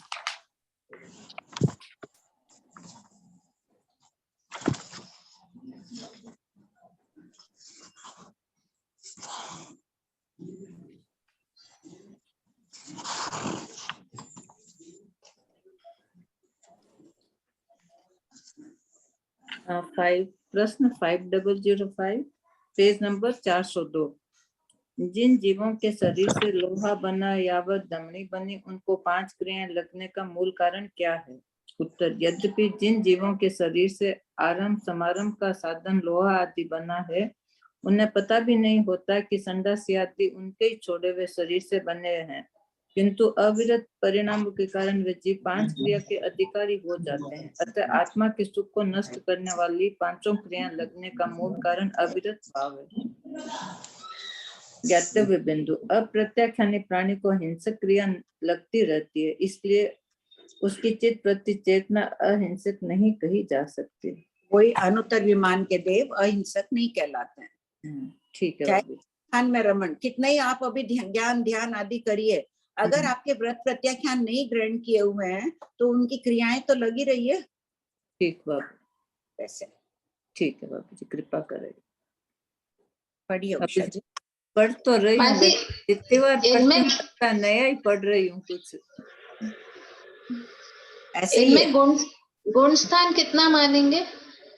चौथा, सिर्फ एक गुण स्थान नहीं, जो सर्वार्थ सिद्ध में जा रहे, सर्वार्थ सिद्ध में जाने वालों में गुण जीव स्थान 7 से 11। 7 से ना 7।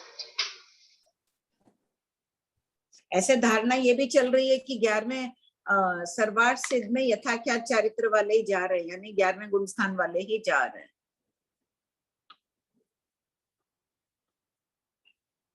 लेकिन अनुत्तर विमान में टोटल में 7 से 11। हाँ बोलिए लता जी। आंटी जी जय जिनेंद्र, आपने पूछा कि अनुत्तर विमान में कौन जाते, तो उपशम श्रेणी चढ़ने वाला भी जाता है ना? हाँ, वो अप्रमत है ना उपशम श्रेणी वाला। हाँ, पर वो वहां तक चले जाते, पर अंदर तो उनके जो जितने कर्म है वो शांत रहते हैं, खत्म नहीं हुए रहते हैं ना? तो नहीं है ना, राख में दबे हुए हैं पूरे, तो उदय में अगर आ जाए तो नीचे गिर के देशों और अर्धपुद्गल परावर्तन तक संसार में भी तो भटक सकते हैं। जी, वो मिथ्यात्व तक भी जा सकते हैं। और मतलब वहां वो काल कर गए तो फिर वो अनुत्तर विमान में भी चले जाते हैं ना? अनुत्तर विमान में जाएंगे तो फिर उनके 13 ही भाव अवशेष रहेंगे। बराबर। हाँ, पढ़िए। हाँ सुमन भाई। राम भाभी जी। हाँ हाँ, मैं पूछ रही थी कि अनुत्तर विमान में जो जीव जा रहे हैं विरत होकर के ही तो जा रहे हैं, वो तो सब चीज का त्याग करके ही जा रहे हैं। हाँ, तब फिर वहां पर तो उन्होंने तो ये शरीर का और सब चीज का त्याग कर दिया है, फिर वहां पर उनको क्रिया अविरति में क्यों लग गए? वो तो विरत होके ही जा रहे। उस भाव में नहीं ले रहे हैं ना, अनुत्तर विमान में अगर सागर तक रह रहे, पूर्व भाव की उन्होंने त्याग कर दिया, मान लिए साधु ही जा रहा है, लेकिन ये पचकांड पर भाव में नहीं जाते हैं, यही प्रत्याख्यानावरण कर्म का सूक्ष्म व्रत है। पचकांड इस भाव की अपेक्षा ही होते हैं, पर भाव के नहीं होते हैं। हम भी आज सोच लें कि मेरे अभी जो 14 नियम के पचकांड हो, अगले भाव में भी मेरे वो माने जाए, वैसा नहीं होता है। जी भाभी जी। पढ़िए उषा जी।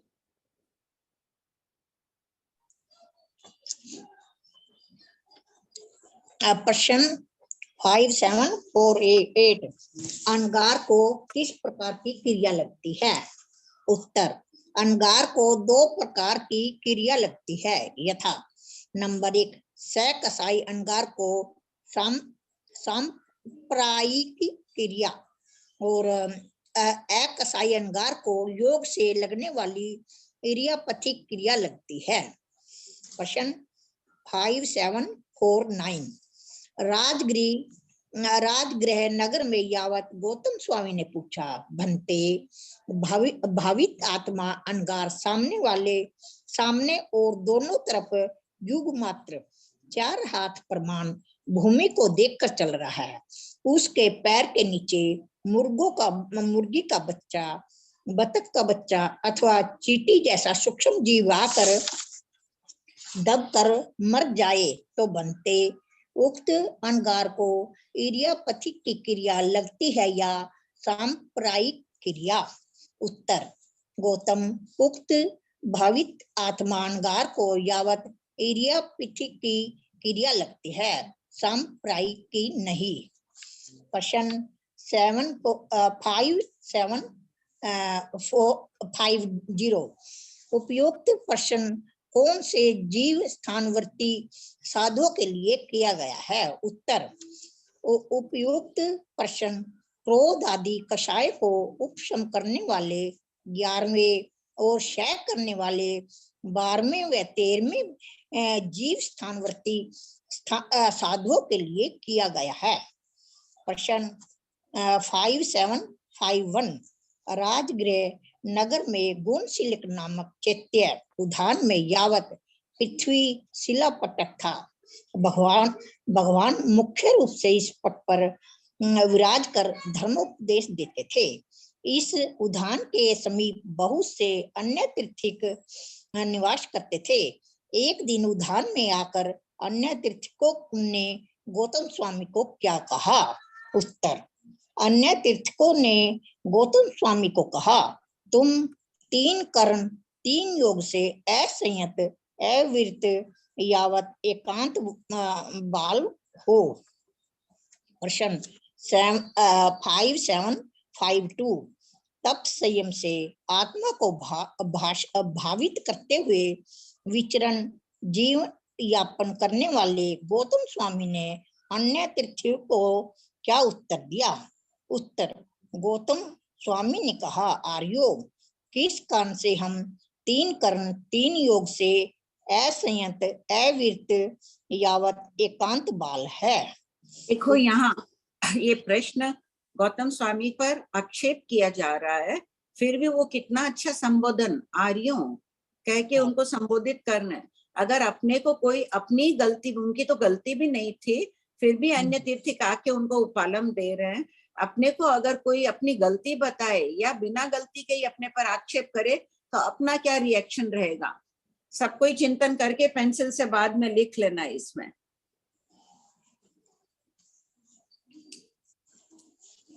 तुरंत बोलने जाएंगे आप अपने आप को तो देखो आप कैसे हो दूसरे, लेकिन इनको ये अंतर है महापुरुषों में। बढ़िया। प्रश्न 5753, अन्य तीर्थकों ने गौतम स्वामी को क्या प्रत्युत्तर दिया? उत्तर, अन्य तीर्थकों ने कहा, आर्य, तुम गमन करते हुए प्राणियों को आक्रांत करते दबाते हो, मार देते हो, यावत उपद्रवित भयाकांत्र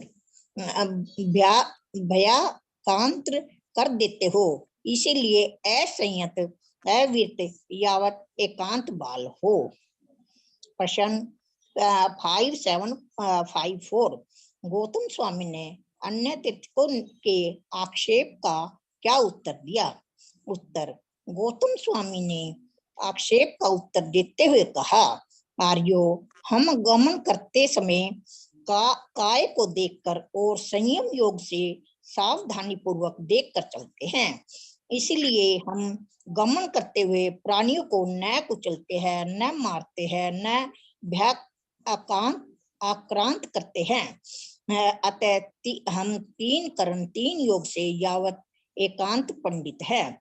तुम 3 करण 3 योग से असंयत यावत एकांत बाल हो। प्रश्न 5755 काय शरीर को देखकर चलते हैं, इसका क्या तात्पर्य है? उत्तर, काय को देखकर चलते हैं अर्थात शरीर स्वस्थ हो, सशक्त हो, चलने में समर्थ हो तभी चलते हैं तथा नंगे पैर चलते हैं, किसी वाहन का उपयोग नहीं करते हैं, इसीलिए किसी भी जीव को मारते नहीं हैं, क्योंकि जैन साधु का संपूर्ण लक्ष्य अहिंसा धर्म का पालन करने का होता है। प्रश्न 5756 संयम योग को देखकर चलते हैं, इसे स्पष्ट कीजिए। उत्तर, संयम योग को देखकर चलते हैं यानी ज्ञान दर्शन चारित्र के प्रयोजन से ही गमन करते हैं। जैसे गोत्री जाना हो, ग्राम विहार करना हो, दया या सेवा का कार्य आदि हो तभी चलते हैं। चलते समय भी हड़बड़ी और शीघ्रता से रहित चलते हैं। प्रश्न 5757 अन्य तीर्थकों ने गौतम स्वामी से पूछा, आर्य, हम किस कारण से असंयत यावत एकांत बाल हैं? उत्तर, गौतम स्वामी ने कहा, आर्यो, तुम चलते हुए प्राणियों को आक्रांत करते हो यावत पीड़ित करते हो, इसीलिए असंयत यावत एकांत बाल हो। ऐसा कहकर गौतम स्वामी ने उन्हें निरुत्तर कर दिया।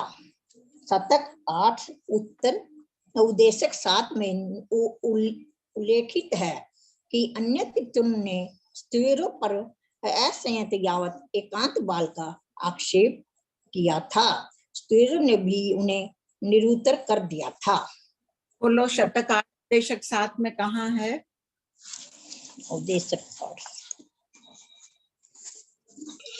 पेज 478 है। 478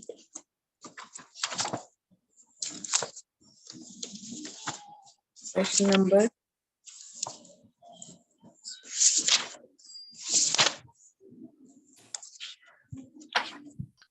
2670 2670 ऐसे तो 2666 से ही शुरू है। हाँ, वहीं से शुरू हो रहा है। अन्य तीर्थकों ने 2666 एक बार पढ़ लो, इससे संबंधित ही है। एक प्रश्न पढ़ लो 2666।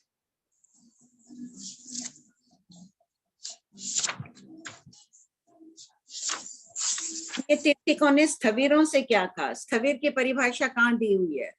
प्रश्न नंबर निकालो पहले भाग से। स्थविर किसे कहते हैं?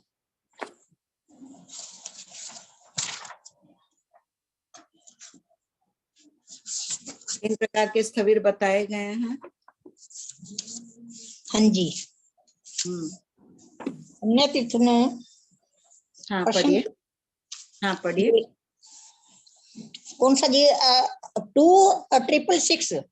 हाँ, प्रश्न 2666 अन्य तीर्थ ने स्थिर भक्तों से क्या कहा?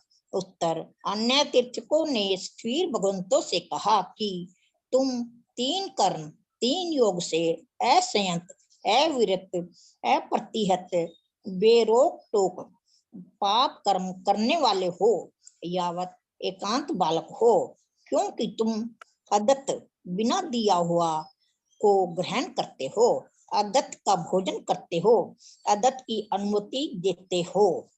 भी देखो यही कर रहे हैं ना अन्य तीर्थिक, आके स्थविर भगवंतों को कह रहे हैं। और फिर वही देखो उनका भी कोई पुण्योदय था कि वो स्थविर भगवंतों के पास आए, चाहे आक्षेप किया, समाधान प्राप्त किए, बाद में वो भगवान से दीक्षित हो जाते हैं। अभी आगे भी जो वर्णन चलेंगे, जो भी साधु साधुओं के पास जाते हैं उनकी भी पुण्यवानी होती है, तब वो जा पाते हैं, जाके बोध प्राप्त करते हैं, गुणों में वृद्धि करते हैं। बहुत बहुत पुण्यवान जीव होते हैं, वो दीक्षा ले लेते हैं। पढ़िए आगे। इसमें प्रश्न है क्या? ले लो शकुंतला जी, और भी किसी के हैं तो ले लो, अब टाइम हो गई। हेलो, हाँ बोलिए। मेरा यही है प्रश्न कि भी इसमें एक तो क्रिया का लिखा हुआ है, ये येरापत्ति की क्रिया और संप्रायिक की क्रिया, ये क्या दो कौन सी दोनों क्रिया कौन कौन सी है? वर्णन आया मतलब सांप्रायिक क्रिया किसे कहते हैं? बोलो कोई। हाँ, किसे कहते हैं सांप्रायिक की क्रिया? हैंड रेस करेंगे जो रोज नहीं बोलते हैं, उनके अलावा कोई करो। कांता भाई, ये सांप्रायिक क्रिया किसे कहते हैं? मैं बोलूं मासी? नहीं, नयों को चांस दो। कांता जी चोरडिया को करो अनम्यूट। नीना भाई आप भी बोलना चाह रहे हैं? हैंड रेस कीजिए ना प्लीज। और प्रश्न भी खोजो, सब सांप्रायिक की क्रिया का बहुत बार आ चुका है। तुम प्रश्न निकालती जाओ अनीता, कितने प्रश्न सांप्रायिक की क्रिया? हाँ बोलिए।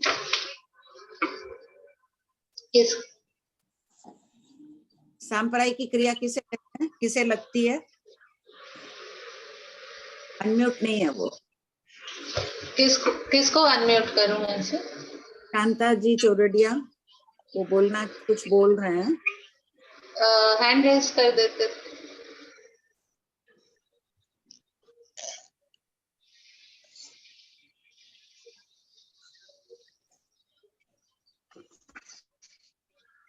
भाभी जी 10वें गुणस्थान तक लगती है।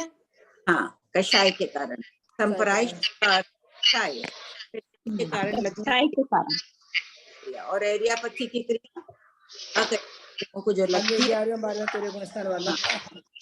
हाँ, इसका बहुत प्रश्न आए हुए हैं, अभी आ भी गए। 1958 एक आया था, और भी एक दो नंबर आए हैं, उनमें सब कोई देख लेना। 778 में। हाँ, प्रश्न नंबर लिख लो, सबको ये विषय देख लेना। 778 1958 आया था ना एक नाम नंबर। हाँ जी, 1954। एक और क्वेश्चन है कि एकांत बाल क्यों बोला गया? एकांत बाल यानी मिथ्या दृष्टि। मिथ्या दृष्टि वाला एकांत बाल कहलाता है। हाँ, बाल का शब्द होता है तो हिंसा से पचकांड नहीं लेता है, वो बाल कहलाता है। अपन बाल पंडित, कुछ अंशों में पचकांड लेते हैं, कुछ अंशों में नहीं लेते हैं। एकांत बाल में ऐसे तो 1 से 4 जीव स्थान ग्रहण किया गया है, जहाँ एकांत शब्द दे दिया है वहां मिथ्या दृष्टि है। एकांत बाल हो यानी कोई व्रत। एकांत बाल तो मिथ्या दृष्टि वाला जीव हुआ ना, मिथ्या दृष्टि वाले साधु या मनुष्य है। हाँ, अच्छा, ओके आंटी जी, बड़ी कृपा कराई। हाँ बोलो अन्नपूर्णा। आंटी मैंने तो हाथ किया वो कसाई बोलने के लिए। अच्छा, भाभी जी ये एरियापथी वाला क्वेश्चन 1930 1956 2709 सबको धीरे धीरे लिखा दो नंबर, एक बार सब लिख लीजिए, वापस पढ़ लेना। क्वेश्चन 1930 पेज 353 उसमें भी है, और क्वेश्चन 1956 मेरी एक्चुअली साउंड आ रही है मिस्त्रियों का। Question 1956 page 357।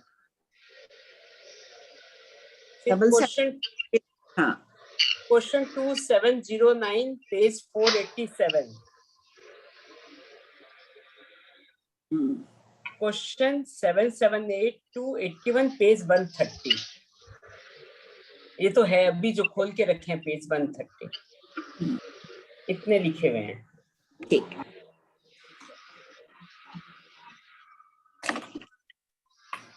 कितनी खुशी होती है जब ऐसे सब आप लोग बता देते, कितना अच्छा अध्ययन कर रहे हो। प्रमीला जी सूर्या।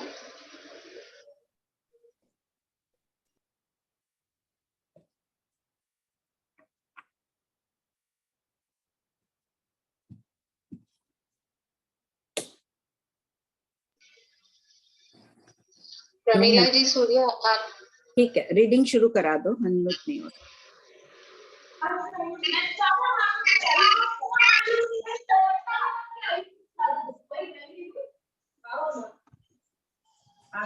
ये उषा जी।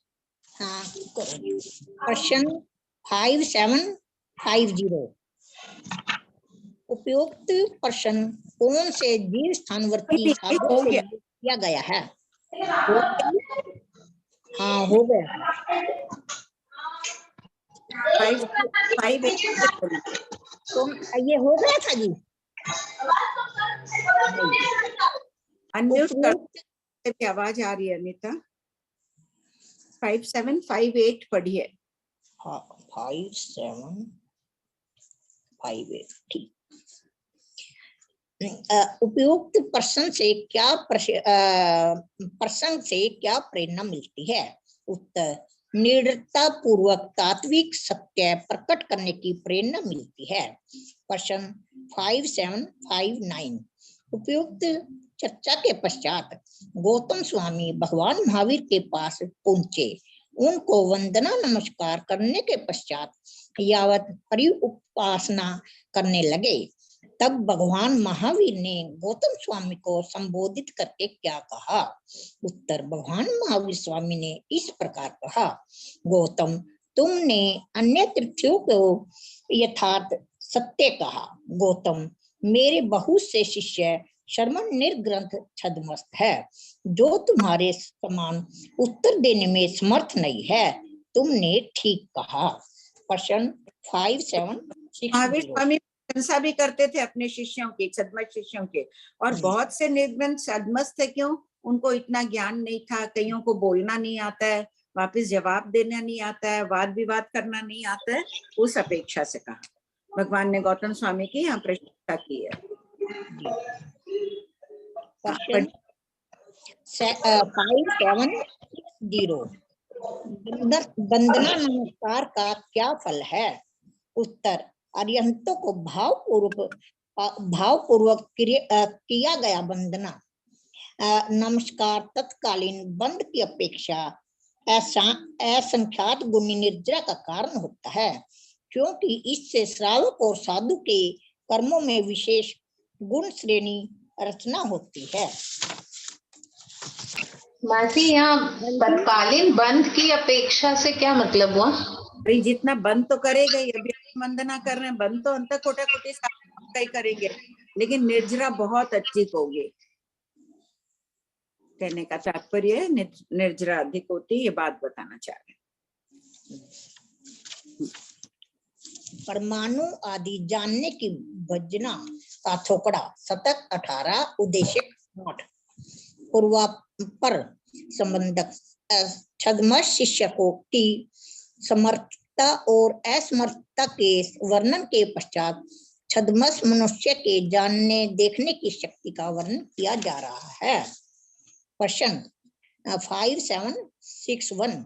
बनते, क्या छद्मस्त मनुष्य परमाणु पुद्गल को जानता देखता है अथवा नहीं जानता नहीं देखता है? उत्तर, गौतम, कोई जानता है किंतु देखता नहीं, और कोई जानता भी नहीं है देखता भी नहीं है। इसी प्रकार दो प्रदेशी यावत असंख्यात प्रदेशी स्कंद तक कहना चाहिए। प्रश्न 5762। छद्मस्त मनुष्य से यहाँ किसे ग्रहण किया गया है? उत्तर, छद्मस्त मनुष्य से यहाँ शुद्ध ज्ञानी को ग्रहण किया गया है, क्योंकि नंबर 2 नियत क्षेत्र को जानने वाले अवधि ज्ञानी एवं परम अवधि ज्ञानी का वर्णन अलग किया गया है। प्रश्न 5763 छद्मस्त मनुष्य के आलापकों में मन प्रयोग ज्ञानी का उल्लेख क्यों नहीं है? उत्तर, मन प्रयोग ज्ञानी सिर्फ मनोवर्गना को ही जानते देखते हैं, परंतु परमाणु आदि अन्य वर्गनाओं को नहीं, इसीलिए यहाँ उनका उल्लेख नहीं है।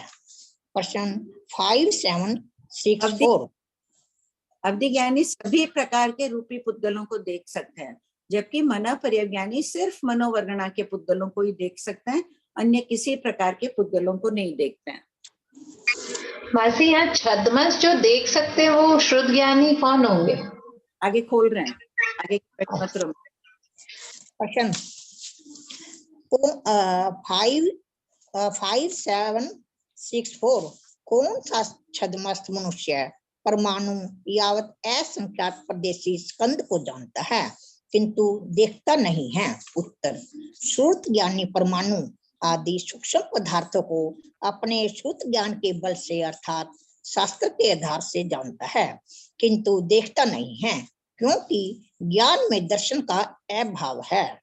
हम जानते हैं परमाणु आदि पदार्थों को? नहीं। किसने कहा नहीं? आंटी जानते हैं? जानते हैं? मैंने किया जी, मैंने, उषा ने। अच्छा, नहीं जानते हैं ना, अपन शास्त्र में पढ़ रहे हैं परमाणु, दो प्रदेश स्कंद आदि सबको जान रहे हैं, अपन देख नहीं पाते हैं लेकिन जानते तो है ही। नहीं, वो कोई बात नहीं, इनका हम जानते हैं क्योंकि श्रुत ज्ञान का बल है अपने पास में, उसके द्वारा हम जानते हैं। हाँ।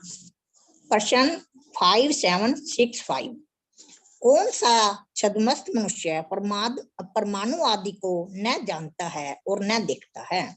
उत्तर, जिसके पास श्रुत ज्ञान का बल नहीं है या जिसका श्रुत ज्ञान में उपयोग नहीं है, वह छद्मस्त मनुष्य परमाणु आदि को न जानता है और न देखता है। प्रश्न 5766 बनते, क्या छद्मस्त मनुष्य अनंत प्रदेश स्कंद को जानता देखता है? उत्तर, गौतम, कोई जानता देखता है, कोई जानता है, कोई देखता नहीं। नंबर 3, कोई जानता नहीं किंतु देखता है। नंबर 4, कोई जानता भी नहीं है और देखता भी नहीं है। ये चारों भंग भिन्न भिन्न समय में होते हैं। निम्नोक्त 4 प्रश्नोत्तर बहादुर अनंत प्रदेश स्कंद की अपेक्षा। ये सब पढ़ के रखिएगा नेक्स्ट क्लास तक, पूरी किताब को पढ़ के रखिएगा। आप थोड़े ही है, नेक्स्ट क्लास में हो ही जाएगी, फिर तीसरा भाग खुल जाएगा। जय जिनेंद्र सबको। जय जिनेंद्र। एक क्वेश्चन है।